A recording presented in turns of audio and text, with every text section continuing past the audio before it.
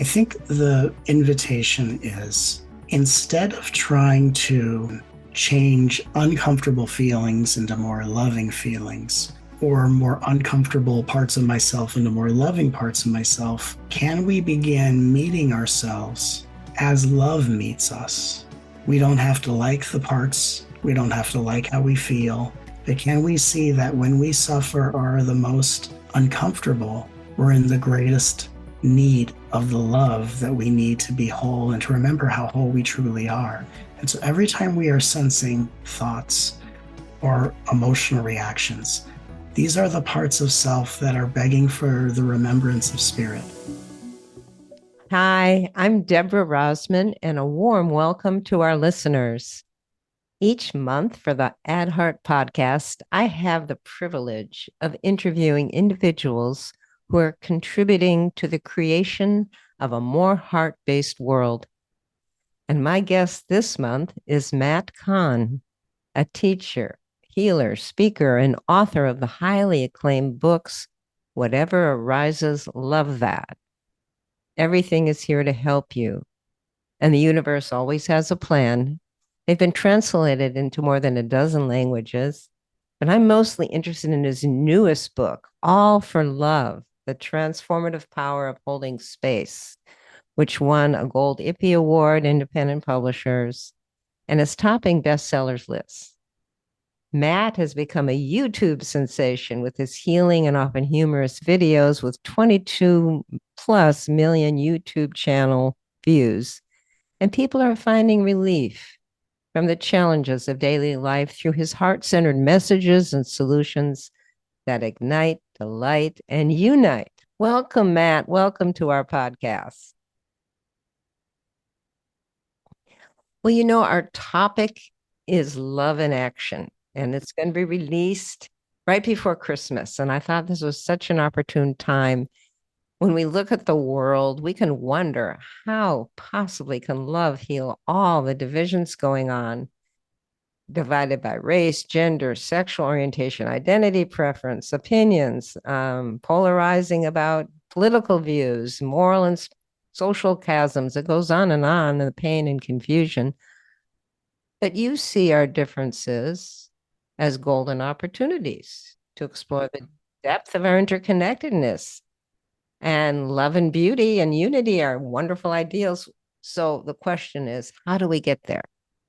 It's a great question, and what an incredible time in history we're at to really approach this subject. Mm-hmm. When I think about the state of the world, I think about the difference between a ceasefire and peace.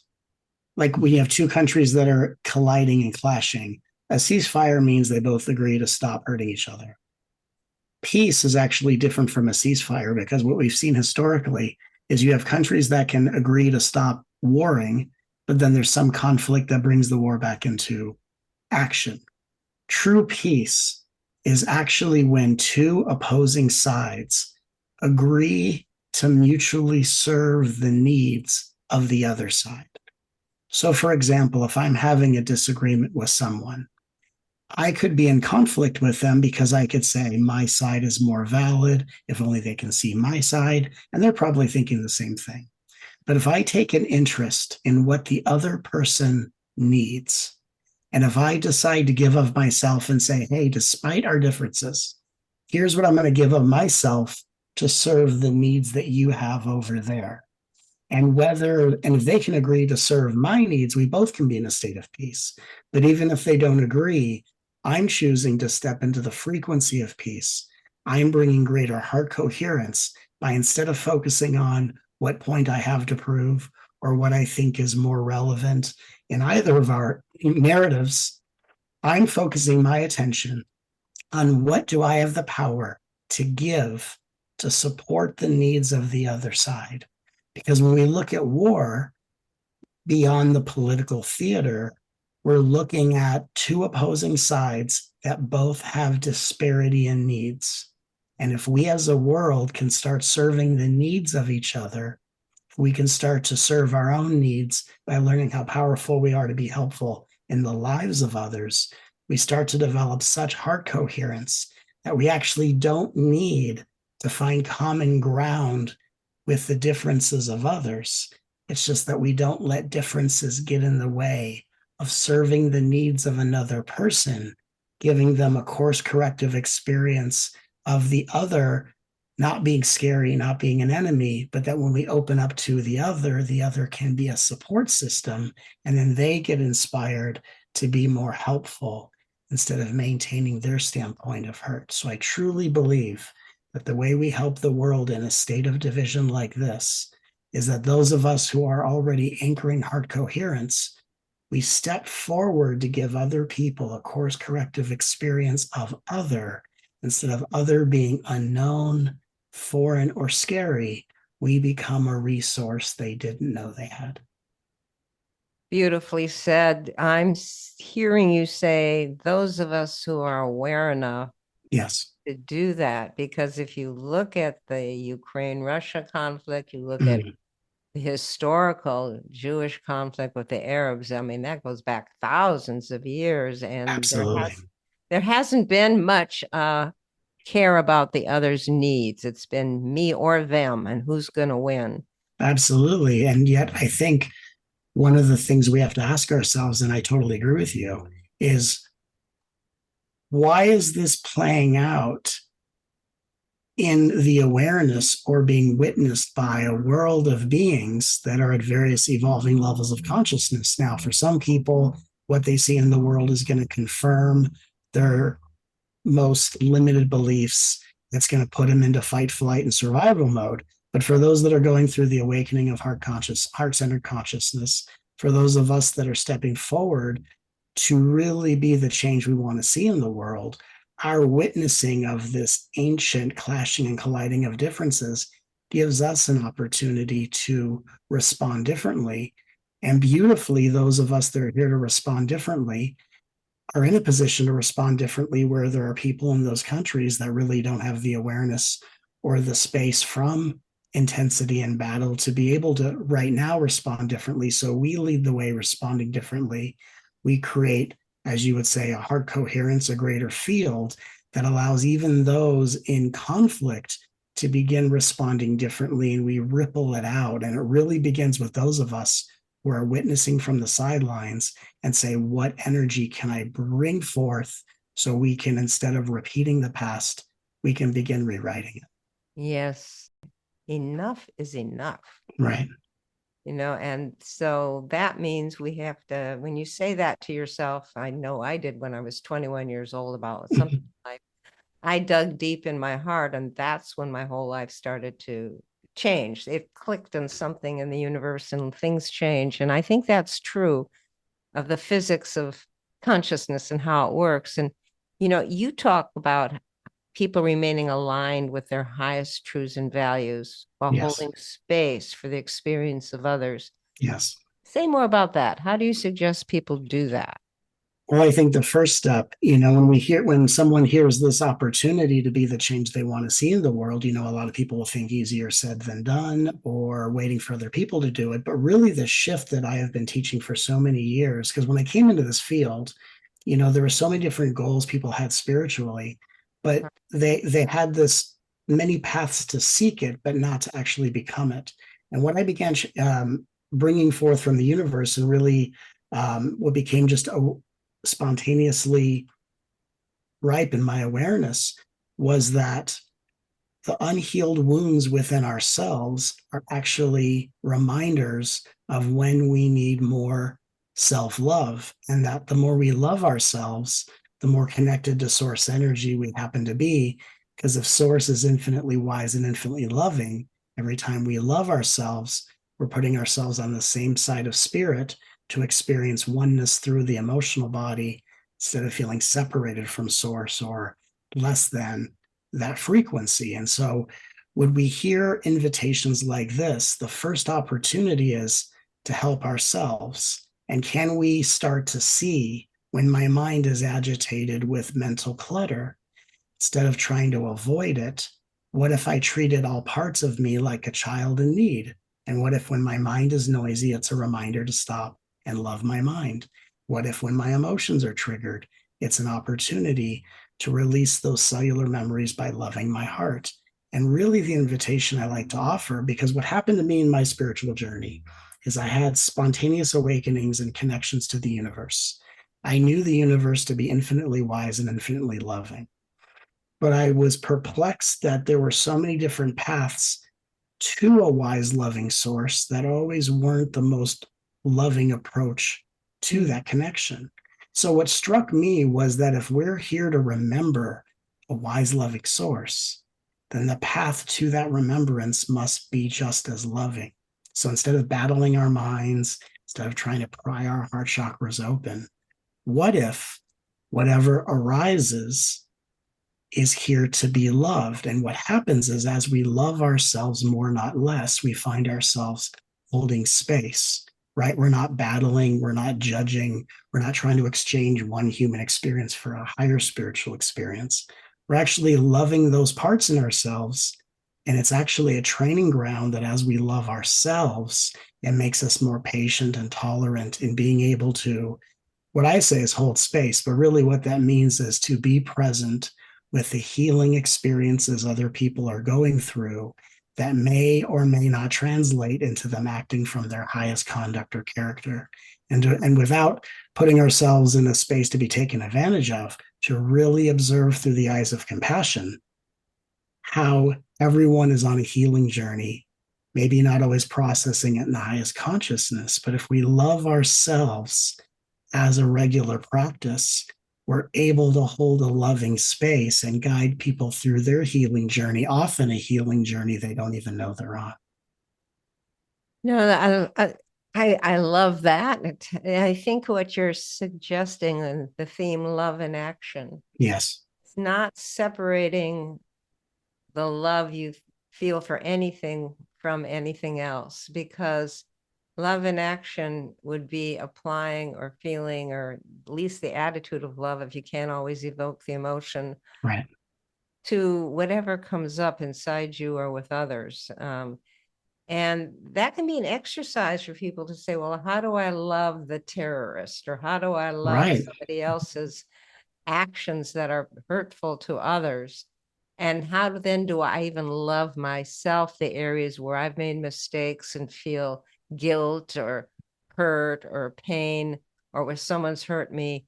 Even if you conceptually know that's what you should do because the Sure. universe is loving, that's often where love in action stops, and where people feel it's selfish to love myself. There's all Right. these complexities around what you're talking about.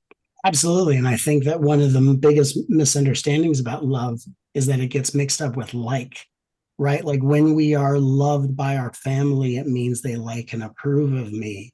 Or when I am in love, this is someone that I super duper like. And when we talk about loving a terrorist, people say, well, I don't like their behavior or respect their behavior, so I'm going to withhold love, often in a reward and punishment style pattern, which can be indicative to how we experienced love when we were being raised. But really, what love is doing is love is sharing the vibration of our soul's essence, reflecting the light of source as a way of saying, I share love with those who I see are suffering and pain. Now, we either see people suffering and pain because they're the ones being victimized, or we see people suffering and pain by those who do the victimizing. And so we begin to see that whether playing the role of a terrorist or a victim, both sides are suffering, and suffering is a request for love. So what happens is, as we learn to love ourselves more unconditionally, our ego plays less of a role of being in charge of who we do and don't love, because love is no longer about what I condone and who I like. Love is how I deliver healing energy to help interrupt the pattern so a terrorist can hurt less people, so a victim can be less victimized moving forward. And we're actually doing it to break cycles of violence throughout our world. For if we want to live in a peaceful world, more love needs to go to all the hearts that are healing the patterns that perpetuate this unconsciousness. So, really, as we start to see that love is separate from like, we start to see it as a way of delivering healing energy to help all people in the world to feel their experiences without taking them out on other people. And coming back to loving ourselves, which can be Yes, the hardest thing to do when absolutely. we feel part of ourselves are bad, Mhm. when we start to feel badly about something, then it translates into I'm bad, and Sure. changing that around so that you can radiate heart energy or love Right. to those thoughts and feelings and attitudes is so critical to be able to do the other love that you're talking about that's real and genuine to another person. Absolutely. And I think if we talk about ourselves, let's take a part that thinks it's bad. The misstep people have is that they're trying to get a part that defines itself as bad, undesirable, or unworthy, and they're trying to get it to believe in or trust love. And if we have memories where the people that loved us were the people that disrespected or hurt us, that word love has a very mixed message in there. And so if there's a part of ourselves that thinks it's bad or doesn't deserve love or is unworthy, the first step in space holding is really to dialogue with this part of ourselves and to really allow that part to be valid, to be heard, and to say, hey, I would love to know more about what makes you feel that way. I want to befriend this part. So holding space is really about creating these bridges of connection. So if I have a part that says, I am bad and I'm trying to love it, by me loving it, I'm actually trying to invalidate its experience. And if it accepts my love, it walks away feeling more defeated. So if I say to that part, hey, it's okay that you feel really terrible. I really hear what you're saying, and I would just love to hear more about what you mean by that. And even if I sit there and nothing happens, it's like we're being these foster parents who sit outside of a closet that your newly adopted child is hiding in. And we say, honey, I'm just going to sit here with you. You can come out whenever you feel safe enough to do so. And we have to learn what holding space really means, which is giving these parts the right to be seen and heard on their terms. Because often when we're trying to love these parts think another person is trying to change me and they're just going to leave me and abandon me in the end. And so we really have to change the way we relate to ourselves. And in fact, we're being the love that the other parts haven't found or don't sense. And so we're not trying to change what these parts believe. We're actually just trying to be interested, present, thoughtful, and compassionate. And we wind up melting the walls of these defenses as these parts start to realize I can say not so spiritual things, I can say unpopular things, and it's not pushing you away. And then all of a sudden, these parts start to lean in a little bit, and we start to build a little bit of trust. And once we start to build trust, then the love can be received. So I like to look at these parts, the darkest parts that we'll find in ourselves, as this is where we start to build trust by being consistent. And it's just like being a foster parent and waiting for your child to come out of the closet. It's very similar. Lovely. And we use the term befriending a lot at Heart Math I too. love that. It's, again, embracing with the heart energy is the steps towards unconditional love in the Yes. process. You know, our mission and our research and tools, all about heart brain coherence and synchronization, and also enables how the heart can access a higher vibration or a bigger picture. In other Right. words, you see the situation that part of yourself that's afraid of or was wounded with very differently. So you're Right. seeing it in a totally new light, which gives you more power of objectivity and ability to take the bad out or take out the identity and heal with love. So I Sure. think that's super important for people, at least for me, it was to accelerate that clearing process Right. by accessing a bigger picture and It was like, wait a minute, this wasn't even real that I spent all these years Right. processing and feeling bad about. And that's very hopeful, but it also still requires the continuity of, like you say, holding space and loving until it's cleared from the cells. Well, and just to add to that, that what I have found in my teaching and my approach as a healer with so many people over the years, for the last 18 years, is that what happens is that they'll come into a state of self-love or heart coherence briefly. Then they're going to want to go into the big picture, which is very alluring. And I totally understand, because when they go into the big perspective, there's more insight instead of judgment, and it feels better than it does when they're in the pain. So I totally understand that. But what happens is that the part that is just starting to trust starts to sense our consciousness going into a higher dimension as mom or dad abandoning me again. And so what happens is if we learn to actually create a relationship of trust with these parts in our heart, with these aspects of ego, it's kind of like having a child that you love it and give it enough consistent attention so that when mom and dad go to work, they don't fear being abandoned. And so I think what's happened in the past is we go into heart coherence, because everyone is known for, in the spiritual path, people know the power of heart coherence as a launching pad. And they go, okay, go in there as fast as possible. Then let's get out of here and go do the fun stuff. And those parts feel abandoned and perceive the higher dimensional wisdom like an older sibling that gets the attention. So what I've liked to offer in this contribution of healing is, let's really be with these parts. Let's not treat these parts like we're trading it in for higher dimensional perspectives, but really just surrender into loving ourselves, letting the bigger perspective come, but letting it come while we stay in our bodies, so that our innocence, our inner child, feels nurtured and one with its parent, while the parent expands its view to a higher dimensional reality. And when we bring the higher dimension in versus going out to it, we have less abandonment to work out in our healing journey, and it lets us become more integrated and embodied expressions of heart-centered consciousness. The new energies coming in, we have to integrate them into ourselves with Yes. love. And there's no hiding or getting around the fact that whatever's still in the cells needs Yeah. to be loved and released. Yes. So it's really what we're talking about is what we've discovered or learned is the operational system to do that, the operating system, how human consciousness works. Yes.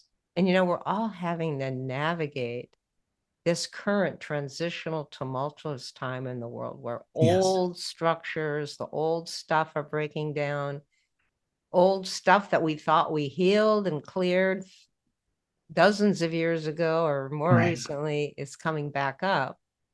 And a lot of people I hear are feeling like, what did I do wrong? Nothing. It's just the rest of what has to come up within people and within the world, so that at this time, a lot of new possibilities and new structures have yet to take shape. So this whole awakening and shift, as we all call it, going on, where we're realizing we're all being asked to help create the new by what we do, by how we love. Yes. How do you see this transitional time? I see it following a very specific formula that I've been tracking for the last many years. And the formula of when the world and the collective level goes into an unconscious, explosive type experience to give the world a chance to really usher in a new consciousness, the formula is always transcendence follows absorption. So we first start in an absorption. So right now, the Middle East conflict, which we could talk about as the war between two different sides of polarity, talk about objectification, what belongs to me versus you. All of this is what we're being absorbed in. And so just like in the George Floyd time, we got absorbed into bringing into greater consciousness a systemic level of racism that most people didn't know really existed. So before we really get to an embodiment of peace, we have to bring what's being healed into greater awareness. So right now we're being absorbed in our awareness in this conflict of duality and polarity, We're seeing two different sides clashing over what's mine and what's yours and who started what.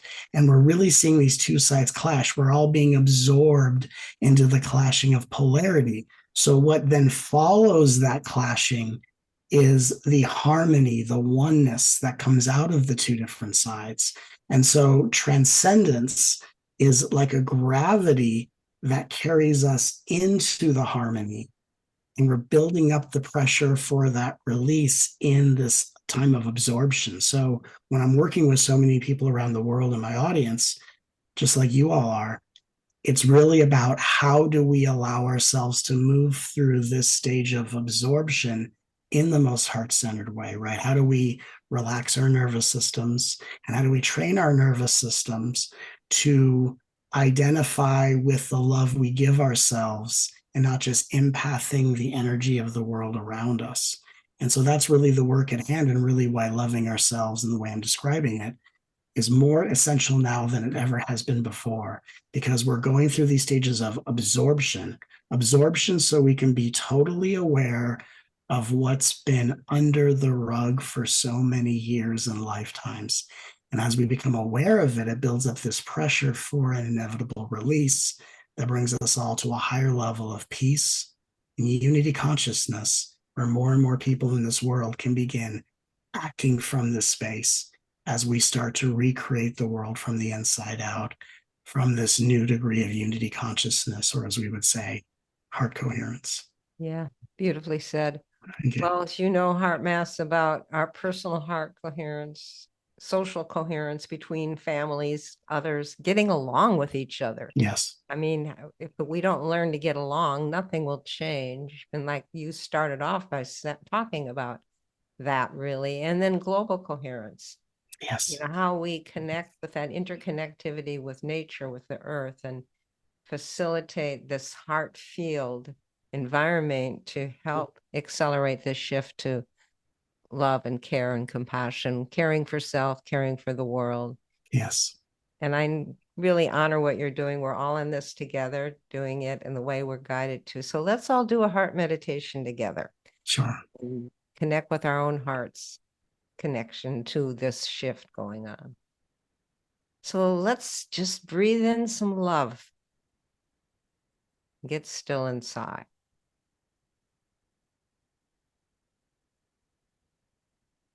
And as you breathe out, radiate love and care and heart energy into your cells.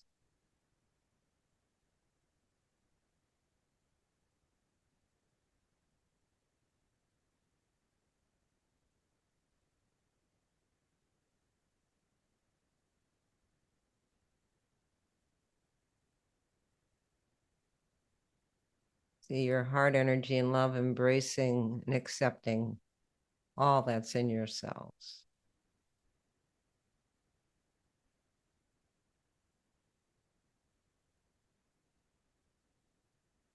Now envision yourself having more compassionate latitude for yourself and others, realizing everyone is doing the best they know. And just commit from your heart to clearing miscommunications and listening to your heart feelings for direction and how to love yourself, others, and the world.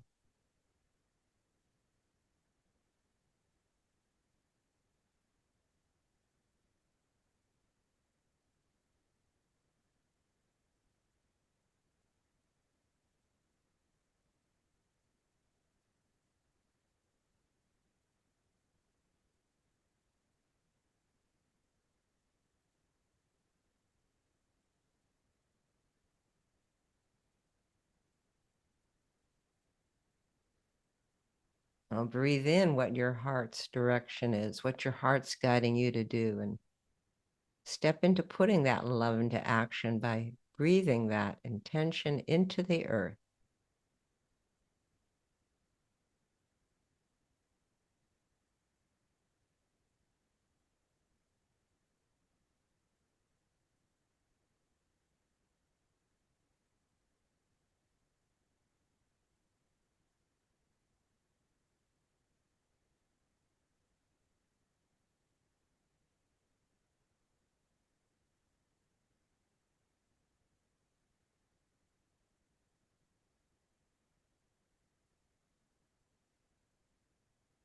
Now let's radiate our collective heart energy, our collective love, care, and compassion to all who are suffering from the wars going on and the major divisions. Just send our love and heart energy to all who are suffering.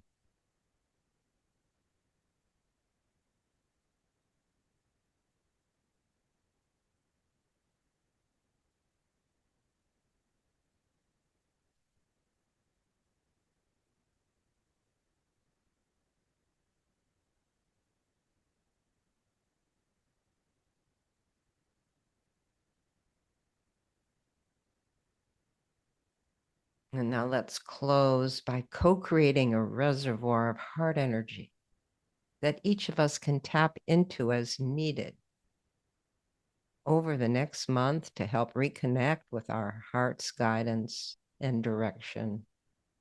Let's create that reservoir collectively.